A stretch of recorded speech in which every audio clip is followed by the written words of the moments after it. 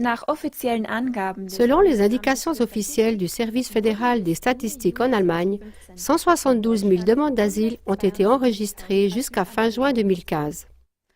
À la fin du mois de juin, la Hongrie, avec 67 000 demandeurs d'asile, se trouvait en deuxième position dans l'UE après l'Allemagne. Le nombre des demandes en RFA a ainsi plus que doublé par rapport à l'année précédente et en Hongrie, il a même été multiplié par 10. Alors il est évident que la Hongrie, avec une population de seulement 10 millions d'habitants, n'est pas du tout un pays xénophobe. Mais il semble plutôt qu'il est arrivé à la limite de ce qu'un peuple peut accueillir. Mais on adresse quand même des critiques virulentes à l'encontre de la politique d'asile de la Hongrie et particulièrement contre son Premier ministre, Viktor Orbán.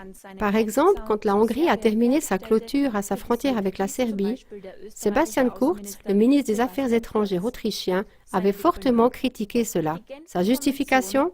La Convention de Genève est valable pour tous. Mais si on examine de près les textes de la Convention de Genève et les accords de Schengen, on voit que la Hongrie respecte parfaitement les accords internationaux. Car les accords de Schengen disent qu'avec la suppression du contrôle des passeports à l'intérieur de l'espace Schengen, les frontières extérieures doivent être sécurisées. Orbán a averti que l'immigration illégale favorise le terrorisme et mène à une augmentation de la criminalité et du chômage.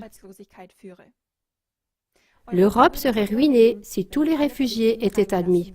Visiblement, les médias attaquent avec virulence la politique d'asile de la Hongrie uniquement pour que ces avertissements bienveillants soient ignorés. Et ainsi l'Europe continue à être dirigée délibérément dans le chaos. Au revoir.